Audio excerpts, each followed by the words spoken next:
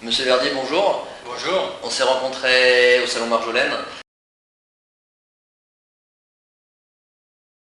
Et vos produits et votre personnalité m'a interpellé.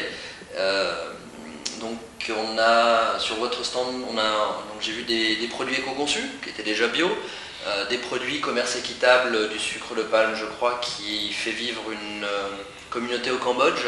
C'est quoi votre histoire et c'est quoi votre parcours personnel? J'ai eu la chance, jeune étudiant, de faire mon mémoire de fin d'études dans deux organisations, d'une part dans le tabac et d'autre part dans un centre de recherche agroalimentaire, où on m'a fait doser les pesticides et surtout, chose importante, les produits de dégradation des pesticides. Alors à l'époque, il y a 30 ans donc, les pesticides, on présentait ça comme quelque chose de pas très agressif et pas très toxique. C'était le discours ambiant, mais je peux vous dire qu'à l'époque, j'ai eu le travail de doser les produits de dégradation de ces pesticides qui, eux, étaient connus à l'époque comme extrêmement cancérigènes. Donc ça, c'est un grand coup de bol, une sensibilisation, je dirais, complètement pendant les études, qui m'a amené très rapidement, après lorsque j'ai postulé, à rentrer dans une société qui était pionnière à l'époque dans les produits bio, qui transformait des produits bio dans le sud-ouest. Et après quelques années, je dirais, de travailler pour cette société-là, j'ai eu la démangeaison entrepreneuriale et j'ai créé ma propre société autour de la conception de produits, parce que je n'avais pas assez d'argent que pour acheter ou créer une usine et un atelier, la conception des produits et également bien sûr leur distribution. Et d'une façon beaucoup plus récente, donc il y a eu une opportunité de rachat d'une société dans la ville où je suis né, et qui appartenait à un fonds d'investissement américain, qui normalement aurait dû être fermé. Et cette société faisait de très très bons produits depuis bientôt un demi-siècle, était investie également dans le bio, et puis se préoccupait aussi de nutrition, puisque le fondateur, lui-même grand diabétique, avait cherché des solutions au travers de son parcours entrepreneurial, en ce sens qu'il avait fait des confitures 100% fruits, et ce qui est aujourd'hui quelque chose de fortement prisé, que nous utilisons à la fois pour des raisons nutritionnelles, pour des raisons bien sûr gustatives et de gourmet, et également au travers de la bio pour des raisons environnementales. D'accord. Alors qu'est-ce qui amène quelqu'un qui a travaillé d'abord dans le bio, qui a créé sa société, à développer aujourd'hui un ensemble de produits pas forcément uniquement bio et qui ont même des avantages différents, comme les confitures éco-conçues que vous avez faites? L'éco-conception est dans une droite ligne de ce qui me préoccupe depuis que j'ai démarré ma carrière, c'est-à-dire il y a les problèmes de santé, les problèmes d'environnement, et l'éco-conception, c'est une étape complémentaire sur laquelle il nous paraissait important. Alors pourquoi ce projet dans la démarche, je dirais, managériale, c'était d'une part faire une gamme qui soit centrée autour de l'idée d'éco-conception, c'est-à-dire depuis les matières premières en allant jusqu'au transport, donc chaque étape étudiée selon la diminution d'émissions de carbone, donc ça c'était quelque chose d'important, de le centraliser sur une gamme bien précise que nous fabriquons chez nous dans nos ateliers dans le sud-ouest, afin qu'elle soit un repère, une expérience et l'acquisition de savoir-faire pour toute une équipe.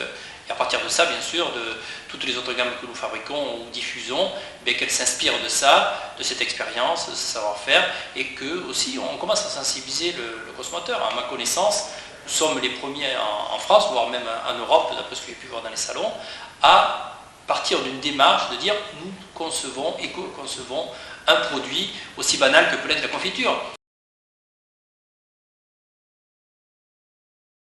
On a vu donc la mouvance du bio, du commerce équitable, des produits à index glycémique bas, éco-conçus. Est-ce que vous n'avez pas peur, ou est-ce que c'est difficile, finalement, de communiquer tout ça aux consommateurs? Est-ce qu'il n'y a pas une espèce de foisonnement de repères, de messages clés?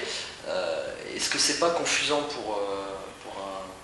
pour quelqu'un qui arrive dans un hypermarché ou qui achète un produit et qui ne sait plus trop ce qu'il achète en fait? Alors, il y a globalement un trait commun à tout ça, c'est la bio, qui pour nous est intéressante sur beaucoup de choses que sont bien sûr la santé, qui est la première motivation d'achat des produits alimentaires bio. Et la deuxième chose, c'est l'aspect environnement, c'est-à-dire la santé de la planète. Et après, il y a une citoyenneté qui nous intéresse aussi et qui est plus longue à développer. Donc ça, c'est le tronc commun. À partir de ça, on a des déclinaisons qui sont des préoccupations de société très fortes. L'index glycémique, c'est l'obésité, c'est le diabète, c'est le cholestérol, c'est traitement des maladies de cible et bien sûr les maladies cardiovasculaires qui sont engendrées. Donc c'est une vraie préoccupation par rapport à ça. Ensuite, la deuxième chose, c'est le commerce équitable. Nous sommes fabricants de confitures. Il nous paraissait normal que, d'une part, on achète des matières premières du moins exotiques. On n'achète pas des fraises équitables, enfin au sens de nord-sud. Mais sur les matières premières exotiques, que sont la mangue, que sont l'orange, que sont la banane, que sont la goyave, nous les achetions dans l'Amérique latine où, là, ainsi que le sucre, ils sont produits dans des conditions très contrôlées par Flowcert et avec une marque bien connue qui est parmi tant d'autres d'ailleurs, Max Havelaar. Est-ce que vous avez soit un remerciement, soit un bravo, soit un coup de gueule à donner? Est-ce qu'il y a quelque chose aujourd'hui qui soit vous touche directement ou alors vous donne envie de vous énerver un petit peu? En ce moment, on parle beaucoup des Grenelles auxquelles j'ai participé au niveau régional et dans le cadre du syndicat que j'anime, le transformateur de produits bio en France. On a émis beaucoup de choses pendant ce Grenelle de l'environnement. J'ose espérer que toutes les ambitions chiffrées qui ont été affichées et énoncées par les uns et les autres seront suivies des faits, au moins dans un pourcentage assez élevé, afin qu'on passe réellement à l'action. Et que tout ça ait un effet d'entraînement aussi sur beaucoup de métiers. Plutôt optimiste ou plutôt pessimiste? Je suis une nature optimiste, donc sinon je ne ferais pas ce métier, je ne serais pas entrepreneur. Mais par contre, on suivra avec beaucoup de vigilance que ce soit mis en application.